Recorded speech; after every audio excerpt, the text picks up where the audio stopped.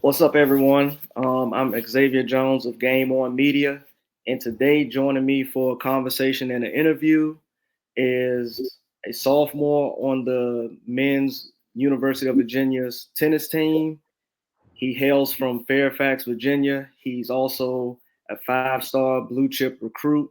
He is ranked eighth nationally, and also as a freshman, helped clinch UVA's upset over number one Texas last season. Um, Everybody, I'm welcoming Stiles Brockett to the show. Styles, what's going on, my man? How's it going, man? Thanks so much for having me. Man, I'm glad we was able to connect and get this interview on and popping, man. I know, me too. I mean, it's just such a busy season, so much going on. So I'm glad I could find some time to come on here. Oh yeah, man. Like I said, any time is appreciative for real. I know how the grind of the season can be, especially Yeah, coming up on ACC tournament and NCAA tournament time. The grind is real. yeah. It's a long season. It is a Yeah, long season. So yeah, yeah. yeah, man. But yeah, so really, we can if anything you want to say before we like jump right into it, or No, let's jump right into it. Let's do all it. right, okay, all right. As I stated before, um, you were raised in Fairfax, Virginia, but you were born in Westchester, New York. However, you moved to Virginia after your first birthday. Like, so tell me, what are your earliest memories of growing up there, and how did that environment shape the person you are today? Yeah, I mean, we moved down to Virginia for my dad's job. My whole family still lives in Westchester, White Plains area up there, and so I always went back for like whole summers when I was a kid. So my earliest memories is just being back and forth. I think most of my memories are honestly being up in New York, just spending the summers there. I think we went up maybe twice a month, spending time with my grandparents and my cousins and my aunts and uncles when I was a kid. I think those are my earliest memories. Playing so much basketball, actually, playing a Okay, lot of basketball, just playing ping pong with my cousins and stuff like that. I think those are my earliest memories. I feel like I don't really have that many early memories of being in Virginia. I think most of them are all spending time in New York. okay. So let me piggyback off that question. So, like, when was the last time you were actually up there? I was just up there for my sister's wedding, right in the fall, like around like September. No, it's November, Okay, probably. I was right up there. I don't go as much, but I still go so much. I try to go there for like holidays, Thanksgiving, Christmas, everything. But now life's getting so busy that I haven't been in there as much. But when I was a kid, I was there probably like almost half. I want to say 5 months out of the year I was there, just so much during like the whole summers and everything. So that was like second home for me. I mean, that's just where I spent so much of my time. I got you. I got you. Okay, so now your parents, Tilford and Sharon, Yep. raised you alongside your love for tennis. Your mom and grandfather were big fans who signed you up at the age of 4. Yep. What's one early memory of hitting with them or watching tennis on TV that sticks with you to this day? I just remember when I was a kid, that my grandfather and my mom, they just watch tennis all the time. There's always tennis on. They're watching like Federer and Nadal, and that's why Rafa Nadal is my favorite player because that's my mom's favorite player, and then she would always talk about him, always watch him. So that was always like with me. Since that's also some of my earliest memories too, just watching those matches when Rafa would play Roger and seeing that when I was a kid, and then obviously when I started playing tennis, that was like their real passion. I feel like because both of them didn't, none of them really played, and so I feel like they were trying to like live their passion and love for the sport through me, and that's kind of like my earliest memories of tennis. Okay. So Nadal's your favorite. Is there like any parts of his game that you try to take away from to add to yours? Oh, I mean, I feel like I don't really play like him at all. I mean, he's Okay. just Spanish guy, just a grinder. Just I feel like I think a little bit of I try my best to like kind of like mimic that mentality of playing every point the same. That's what he's kind of known for, like the Spanish fight. Yeah, I don't think I play like him at all, honestly. But I just love watching him. My favorite player. He's so like gracious. He's such a good competitor and such a good sport too. That's kind of what I kind of like strive to be like. Okay. Along your journey, you ever had a chance to like meet him, be like in the same air, like same room as him at any point in time? No, I mean I spent a lot of time in Spain. My last year of high school, I spent probably the whole like year in Spain. That's after he retired. I spent it at Juan Carlos Ferrero. No, I don't think I've ever been really close to him. I mean, that's probably like a dream, but I don't know what I would do if I met him. But yeah, no, I haven't come anywhere close. Maybe one day, hopefully one day. Hey, look, we're gonna manifest it. We're gonna manifest it. It is gonna happen. Exactly.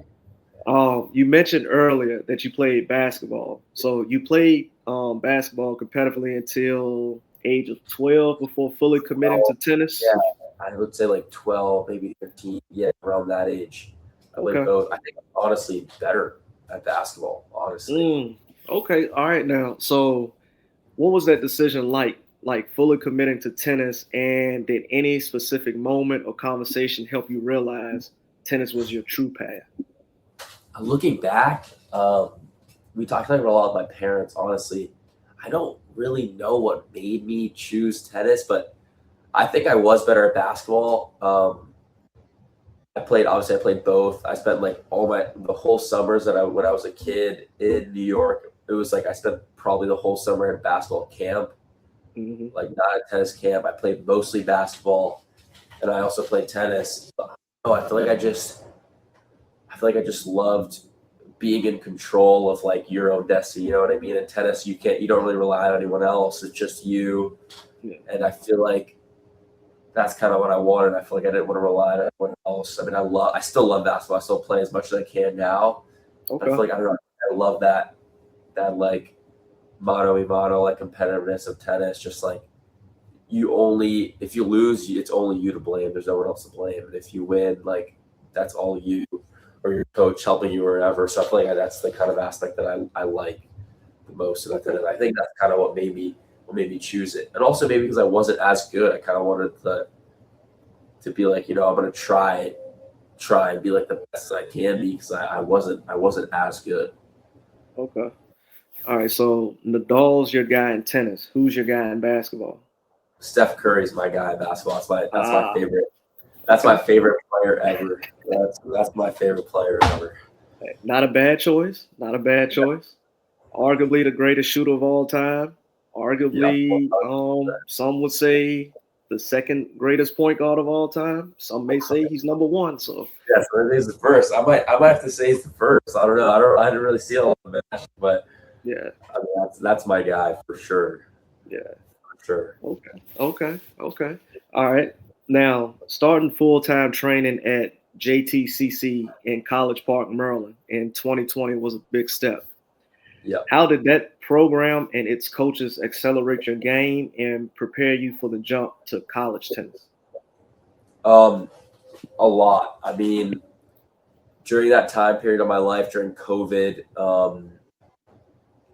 and after COVID, I say right after COVID, that was kind of like the biggest like stepping stone for me because I still was kind of like coming to my own. I wasn't anywhere near the top, and even like the area, I was nowhere near that. And I feel like that time during COVID where everyone was online school, everything was shut down, I really had that time. I would say that year to fully trade, fully like get into like real like trading, I would say, like for the sport. And I feel like that time period helped me a lot. And all the coaches, even right before I came to College Park, the coaches that helped me like get there to where I was, to when I was able to go to College Park full time, and then my coaches at College Park, like Asaf and all those guys there, and the group that we had was really good. And I was kind of always chasing those guys when I was a little bit younger, and I feel like that was like the best environment at that time for me because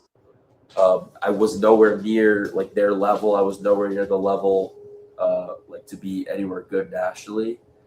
And that time where I was just chasing those guys, like working every day and being pushed so much to elevate, I feel like that was the biggest stepping stone for me. It kind of propelled me to shoot for way more. Okay. All right. So, you won 3 national gold balls in juniors, reached a career high ITF World Junior ranking of 75, and played in the Junior U.S. Open 3 times and Junior Wimbledon. Which one of those accomplishments felt like the biggest breakthrough at that time? Breakthrough. I feel like winning my second national championship that was in singles. I won clay courts when I was 16, and I feel like that really was the biggest breakthrough for me because I beat a lot of great guys that were again like ranked and rated higher than me. I feel like that's when I kind of like feel like again like I kind of broke through and was like, I can play with these guys. I can beat these guys. I'm just as good as these guys in the country that are my age who 2, 3 years before that, even the year before that, I wasn't even in the same like group or the same regard as them at all. And I feel like after winning that and getting a wild card to US Open that summer, having a great summer, I was like, I was kind of holding my own, and I was like, I belong in this group of the best Americans in the country. Um, and yeah, that's when I feel like I kind of broke through a little bit. Okay.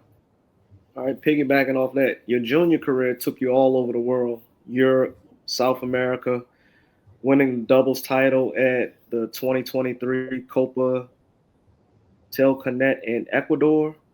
Yeah. What was the toughest part of all that travel and competition, and what was the most fun?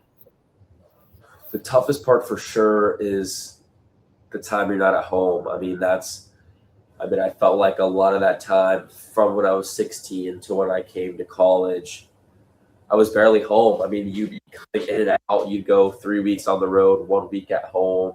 Hmm. You know, you'd be gone for like probably 2 weeks out of the month, almost every month of the year. And that's tough. I mean, it's just a huge sacrifice for my parents also. Is like they're kind of sending me off and like letting me essentially go and play all these tournaments and kind of like follow my dreams and just shoot for what I want to shoot for. And I'm not home as much. And so I'm sure that was really tough for them, but it was a ton of fun for me. You see so many different cultures, you see so many different countries. It was amazing. I mean, I wouldn't, if I had to do it over again, I would 10 times out of 10. I mean, you get to see so many different places, so many countries that a lot of people don't get to see. And I feel like you're not always in like the very touristic areas and stuff like that. You're kind of in like within the country, within the cultures. Some of the Hmm. spots are the best. You know, when we were in Ecuador, actually, when we landed there, they were like, "Do not go outside at night. Do not leave the hotel room at night." And we were like, "Oh my gosh, I don't know. Wow. We don't even know where we are. We don't even know the languages. Like, it's just so much that goes into it. I feel like you really get to. It gives you a huge different perspective on life. It's like you get to be engulfed in the communities and the cultures of different places in the world, and it's really such a unique experience that not a lot of people get to have, and that's probably the most fun part for me. Okay. Okay. All right. So let me piggyback off that real quick. So when at the time you um decided to fully commit to tennis, did you realize that tennis was going to take you to these different places, or you just thought you're going to be playing like within the states or locally like that? I mean, I think just initially, I feel like I didn't think that it would like take me as far as it did. I mean, I feel Hmm. like I honestly, I think a lot of like people, and even now, like were like helping me and pushing me and telling me like how good I could have been or how good I could be. But I feel like, especially at that time when I was like, I wasn't very good and I was kind of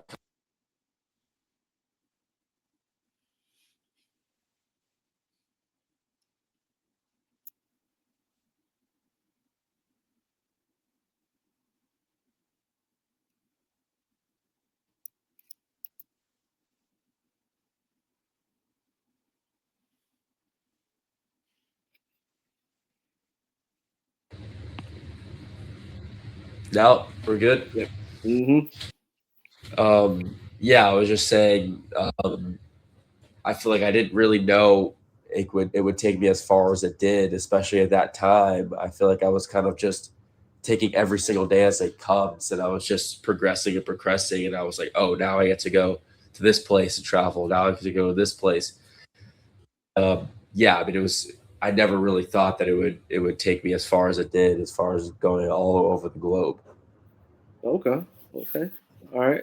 So, as a five-star blue chip recruit, ranked as high as number 8 nationally and number 1 in both the Mid Atlantic and Virginia, what was the recruiting process like? And also, did any schools or coaches stand out before you narrowed it down? Um, I mean, for me personally, I didn't like the recruiting process at all. I mean, I think for me it was kind of like a little overwhelming. I kind of didn't know. I mean, it's a huge decision you have to make. So for us, Yeah. it's like the year right after your sophomore year. So I was 15, and that's a decision that you have to make for like yourself for 18 to through 22. You know what I mean? That's a huge decision. It's a Yeah. huge part of your life. Um, and for me, I feel like I kind of didn't. I kind of waited a little bit. I didn't respond to almost anyone initially. I waited so long. Um, I kind of took it really, really slow, and kind of let uh, my parents do a lot of like the weeding out. I was a part of it, but I kind of didn't want to be a part of that, if that Hmm. makes sense. Like, I kind of didn't really, I didn't really like it. I honestly hated it. I hated the whole experience. I didn't want to talk to like all these coaches all the time, because a lot of the time they kind of give you kind of like this BS about their programs and what they're going to do for you and all that Yeah. stuff. And a lot of the times it's not really the case. And so I think we took a long time to narrow it down a lot into places that I really would consider going, and really trusting these people, these coaches, to like take care of my development for the next 4 years of my life. Okay. So I feel like it was a huge decision, but I really did not like the process. And I'm obviously really glad of how everything worked out. Um, but yeah, it was a lot. It was a lot. That's understandable. Were you able to take on any visits, or was Yeah, I everything like virtually? did. I only visited here, obviously UVA, Hmm. Stanford, and TCU. Those are Okay. my three visits. Okay. Um, and yeah. Okay. All right. So you handled high school through online classes, especially during and after COVID, so you can travel and train more freely. How did that flexibility help or sometimes challenge your development as both a student and athlete? I mean, I think it was great for me. Like Laurel Springs was all my school that I did. I mean, it was super flexible. It was obviously allowed me to travel a lot. Obviously allowed me the time to train a lot during the days. And I feel like it's what a lot of tennis players do. And like I'm the kind of guy that I love my life off the court also. And so Hmm. I think it was good for me to be able to still like hang out with my friends from school before I still lived at home at that time before I left. Um, but yeah, that was a huge for me. I feel like I had a really good balance of like life. I was still able to do well in school, and obviously have options to go to really good institutions like Stanford and UVA. And so I felt like it was and obviously also was able to spend so much time on tennis and training and my development to put me in a position to do well in both things. So I feel like I'm so grateful my parents allowed me to do that and allowed me to give me that freedom to shoot for tennis, but also for them, super important how my academics are right. So that's the big part, is always like school first and tennis second. And so being able to shoot for tennis, going online, training more, but also keeping the grades up and able to get to like really good universities was like the best of both worlds for me. Okay. Okay. So when you committed to UVA, mind you, a program coming off back-to-back NCAA titles, what was the biggest reason you chose the Cavaliers over other top programs? I think just the coaching staff was just amazing. I mean, coach like Andres and Tread and Brian are just three amazing coaches. And I don't think there's a better coaching staff in the country, honestly. And all the guys, I loved all the guys on my visit. Everyone's so close. And it's just, honestly, also, it's just an amazing program, and nothing is going to be easy. Like, nothing's easy at all in life. And I feel like here, especially, I've learned there's nothing easy. It's not easy to play. It's not easy to keep your spot. It's not easy to, uh, to win matches here because the schedule is so tough. Mm-hmm. And so I feel like it kind of prepares you and propels you for later on, because everything here is so tough. You have to earn every single thing in this program. So I feel like it just helps. It's just going to help me later on. Okay. Okay. You've talked about loving the team culture at UVA. Now that you've been on the roster for a couple of seasons now, has that culture lived up to the hype? And what's one thing the guys do that makes practice or matches special?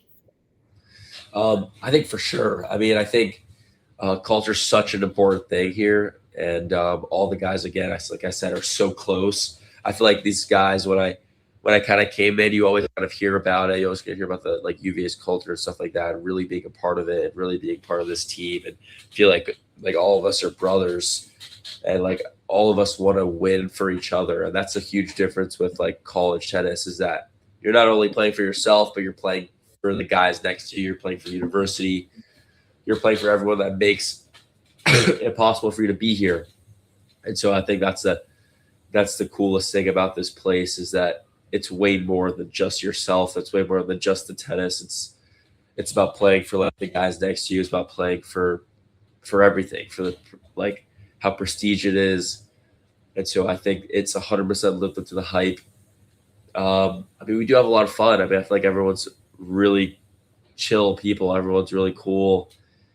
We all like to have fun. We all like to joke around. We like to keep things light. But when it's time to take care of business, I think we all do a good job with that too. So I feel like that it's also kind of the best of both worlds. Okay. Okay. All right. In your freshman year, you picked up your first collegiate win at the Liberty Fall tournament and later clinched Virginia's massive 4-3 upset over then number one Texas. Walk us through the emotions of that Texas match and what was going through your mind when you won the final point. Oh man, I mean that was just if you ever go to a dual match, it is just it's like chaos. I mean, there's 6 matches and singles playing all at the same time, and there's so much going on. Especially there's a huge crowd, which there was that day against Texas. It's just surreal. I mean, there's so much going on. It's so you got to make sure you're focused on your own court. And for me playing the match, I was just trying to be there for the guy next to me. I was just trying to be there and hang on. And so I was losing the match, but I was just trying to stick with it as long as I could. And then the other guys playing a little bit away from me, I could see what was going on, but I could hear the crowd because we were at home. I could just hear the crowd like roaring from up there. And I was all right. I gotta keep going. I gotta keep going because I know that something's good happening over there.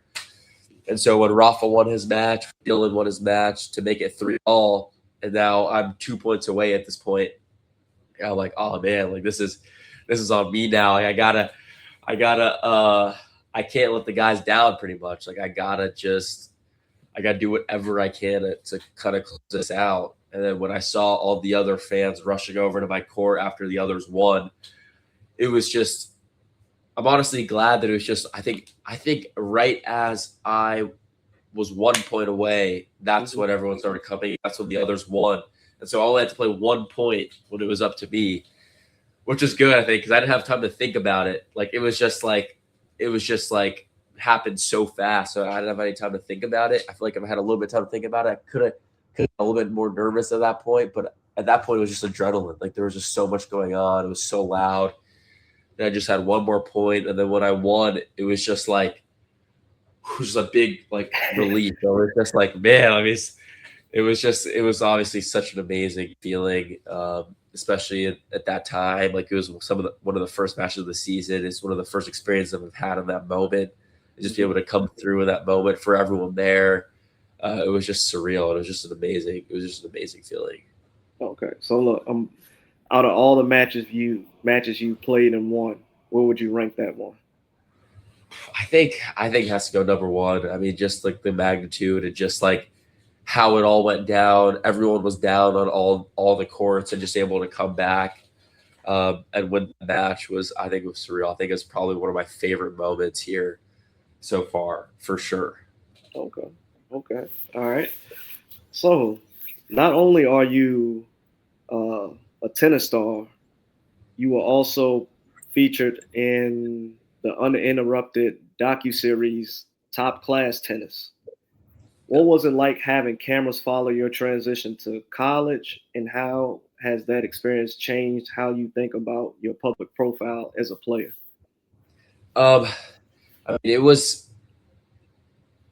I'm not gonna say it's not noticeable because it 100% is. I mean, it's so different because, I mean, it's not all the time where you have cameras at your house. Like, I mean, at your house, at your tournaments, when you're playing matches, like it's 100% noticeable, and it just kind of makes you feel a little bit more aware of like what you do in like a normal like day to day stuff. You know what I mean? I feel like it always feels like someone's watching you, which they are, and so I feel like I was just a little bit more aware of what was going on. But no, I mean it was amazing. I mean like Wendy and like everyone that was a part of it. Wendy's a producer, and everyone at Uninterrupted that made it happen. I mean it was they're such amazing people, and they always like made sure that I was okay with everything and nothing was really bothering me too much. Because after like the first day, it was kind of just like there, like I just did my normal things, like lived my normal life, and they were just kind of along for the ride, which was good. They didn't pressure me to do anything. Nothing was really like I had to do this or I had to do that, you know. Mm-hmm. Um, yeah, it was amazing, and I feel like it was such a good experience. It was such a good it was such a good way to show like kind of how we live our lives. And yeah, I mean it was amazing. And about like I feel like a lot of like smaller kids that play tennis, they kind of watched it a little bit, and so uh, if I do see like more smaller kids, sometimes they do like recognize me sometimes, but other than that, not really. Like my life's not changed. Like I don't really get noticed and stuff like that. It's just Okay. sometimes random people that love tennis that have watched it will be like, will notice it and ask me some questions about it. But other than that, I mean, I don't really, I'm not famous or anything. I don't really get noticed that much. I'm just like a normal guy. Some of the other guys on my team like to give me stuff for it. They like to bring it up to people sometimes randomly. Yeah. Yeah, So my look, roommate loves to do that. so has any of your teammates called you Hollywood at any point in time?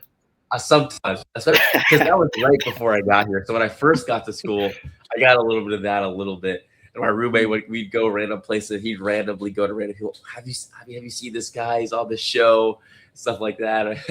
but but yeah, so I getting now, no, not really. But definitely at the beginning, I definitely got some stuff for it. Um, but yeah, no, it was all good. It's all good fun. Okay. So how did this how did that opportunity come about? Was it something that you had to like submit something to No, uninterrupted, or they like actually came to you with I think they were asking USTA for people who would be like people for it or people to like ask for it. And this guy at USTA, Sean, he just recommended me, and they approached me about it, and we're just like, yeah, I mean, it just seems pretty cool. Seems like a good idea. So obviously we did it, and it was a great decision in my opinion. It was a good thing to do. oh yeah. All right. Like I said, I watched it and I man, y'all go through a grind. I didn't realize it was that much of a grind, especially at that young age. Yeah, Man. because I was 16 during it. It came out a couple of years later, but I was 16 during that time. Hmm. Um, and yeah, it is a lot. I mean, it is a lot, man. I mean, it's just I feel like people again like don't really realize like kind of what goes into it, especially at the age that we are and traveling alone and doing all that stuff at like 15, 16, 17 years old. I mean, that's just when we were kids. So it's cool to see that they kind of put that out there and like people kind of can see what goes into our lives. So with the cameras following you around, especially during your matches, did you feel like it was like added pressure to perform well, or you just I'm just gonna play my game? I mean, I feel like I think the first tournament or the first stuff, I was kind of more aware about it. I think the first tournament they came with me too, I was like, I can't lose right now. I care what's on me. I feel like after that, as like the rest of the year played off, it was kind of just like there. I feel like everything was just like a normal match. Just gotta like do my thing, and whatever happens, happens. And yeah, so I didn't really worry about it too much. Okay, okay, all right. So looking at your stats so far, 12-7 your freshman year, and a strong 11-5 start to the 2025-26 fall season, plus deep runs in the ITA Atlantic Regional and Sectional. What's one area of your game that's improved the most since arriving at UVA? I think since I came here, I feel like I just buttoned up everything. I feel like I had a lot of tools and stuff, and I feel like as I went through my first year, I was here a lot during the summer, also after my first year with the coaches and everything, and into the fall. I feel like I kind of just I'm putting some of the pieces together. I feel like I'm just uh, playing with a little bit just more like calmness and just flow, and I feel like I'm just putting a lot of my pieces together. Like as a whole, I feel like my serve's gotten better. I feel like I'm just using a little bit of like my speed and my wheels to my advantage, and just like I feel like I'm like putting the tools that I have kind of together. So I feel like I was a little bit disconnected before. I feel like I'd have some moments where I'd play well, but I feel like I'm now being a little bit more consistent with my game and trying to play every point the same and trying to play every match the same. So I feel like that's where I've gotten a lot better, and just matured too. Just matured a lot since I've been here so far, and I feel like that's just helped me a lot. Okay, I'm a deviate from with this question real quick. Pre-game, Yeah. heading into a match, you getting your mind together. What's on your playlist? So my playlist, Yeah. I listen to a lot of Drake. I listen to a ton of Drake. That's Okay. also my guy right there. That's my guy. Okay. Listen to a ton of Drake. Um, what else do I listen to? I listen to a lot of 21 Savage for a match. I just like getting into that mode where I'm kind of just like headphones in, just head bumping, just focusing. Um, I feel like though before, so a lot of the times in the mornings we have I think it's kind of like a transition. So like I play with a little slow stuff before when I first get there, like putting the shoes on, warming up, like getting loose. I start like a little bit slower music, maybe some like R&B. I've listened to a little bit of Lenny Kravitz actually, a little Okay. bit like Okay. before, like kind of like slow, just like R&B, just getting the mind kind of calm, and then as it progresses, then it goes to more rap, more faster stuff as I'm like get a little bit more hyped up before we play. That's Hmm. kind of like how I like to do it. Um, but yeah, that's the pregame. That's the pregame magic right there. That's Okay. pregame magic. Okay. Okay. I'm All right. bobbing my head a little bit with both headphones. Everyone thinking I'm listening to some hard rap, and I got some Bloody Kravitz going on in there a little bit. Oh man. Okay. Okay. So look, playing on court six as a freshman and now handling bigger moments as a sophomore, how has the college dual match format changed the way you approach competition compared to junior tournaments?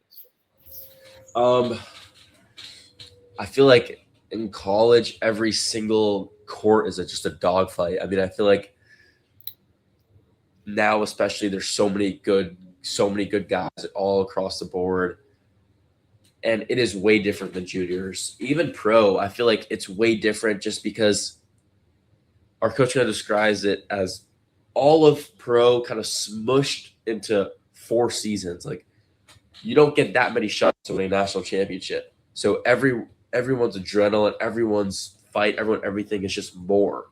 And Hmm. so I feel like again, like I said before, there's so much going on. There's so much noise. There's so much. I feel like there's even more like passion, and these guys want to rip your heads off.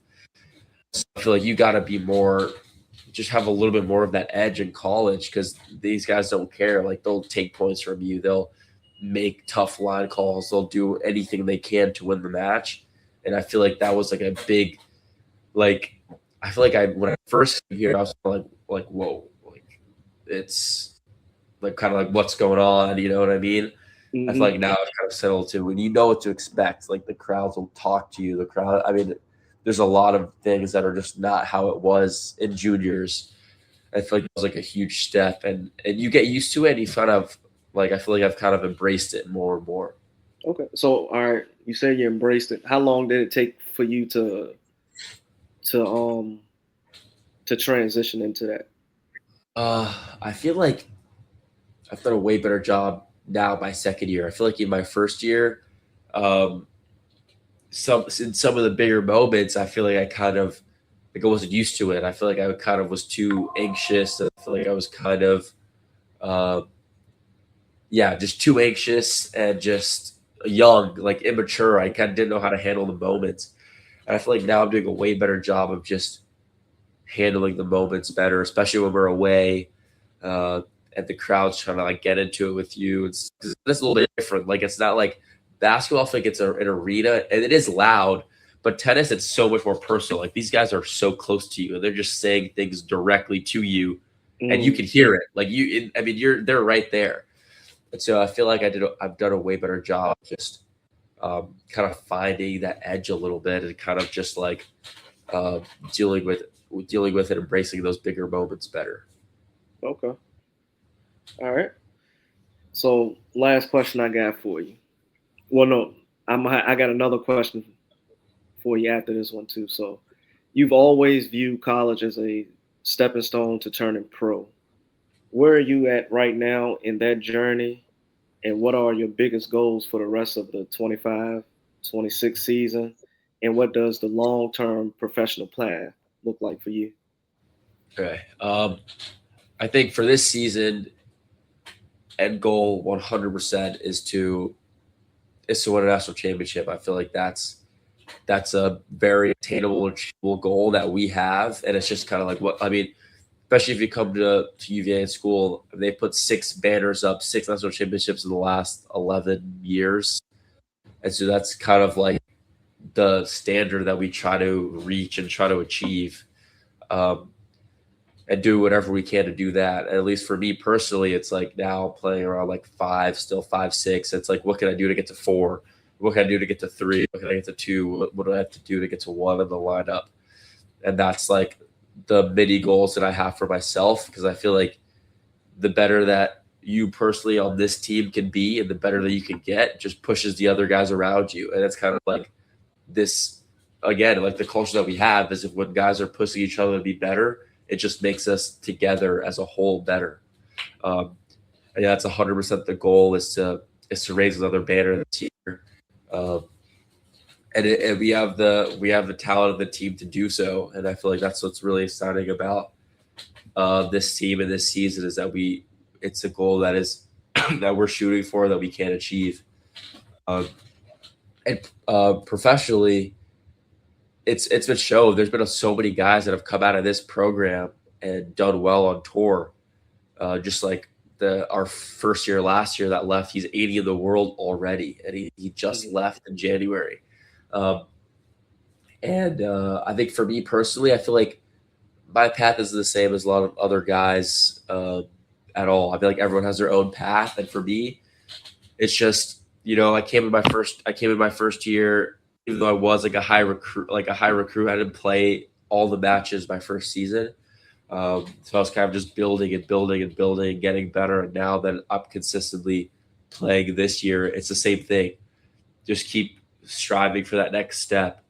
And so this summer I'll play more pro tournaments and stuff like that, and see, of course, coming back for my third year and fourth year. But it's just all building. And so it's just all building, just taking my time, building all the tools together, getting better physically, mentally, and all the other like attributes of my game, and then going out there and playing pro, and then just seeing where it goes and seeing if I have to come back for a little bit and then go again and then go again. So I feel like I'm just kind of taking it one step at a time and creating big goals for myself to achieve. Okay. All right. So I'm gonna get you out of here on this one. I noticed you mentioned and credit your parents a lot throughout this interview. Is there anything that you want to say to them um, for one putting the tennis racket in your hand, allowing you to travel the world to play in these tournaments and stuff like that? I mean, Yeah. 100%. Like I owe almost everything to them. You know what I mean? I mean, they just obviously raised me and again put a racket in my hand, and sacrificed so much to allow me to like pursue what I want to pursue in the sport. And I feel like without that, I feel like 100% wouldn't be where I am now. But they still come down for almost every match. I live like 2 hours away. They always come down for like my mom's been at every single home match. I mean, they're always here. They're always supporting. And I think without them, I 100% wouldn't be anywhere close to where I am. I feel like I owe all the credit to them, 100%. And I feel like they're huge parts of my life. And without their sacrifice, I feel like I wouldn't be anywhere close to where I am today. Okay. Okay. Well, Styles, man, I appreciate the time that you allow for us to do this interview. Man. Oh, do you want to highlight the ACC tournament and the NCAA tournament that's coming up? Yeah, I mean, we got the ACC tournament May or April 15th through 19th. We'll be there in Cary, North Carolina. And then NCAA's, we have first and second rounds May 1st to May 3rd. And then Sweet 16 would be the following weekend, the May 8th, also at UVA. And then if these go right, it will be Elite Eight in Athens, Georgia, for that week. Elite Eight on to Final Four of the national championship would be in Athens, Georgia. Okay. Yeah, I mean that's the end goal. That's what we wanna do. That's what we're shooting for. Okay. Okay. I like that. Well, man, like I said, thank you for your time. I really do appreciate it. Good luck to Thank you. you and the rest of the Cavaliers tennis team. Um, bring home another natty, man. That's the goal. Thank you so much for having me, man. I mean, it was a blast.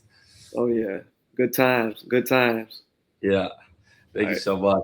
Oh yeah, appreciate it, man. Thank you, Styles. Appreciate you.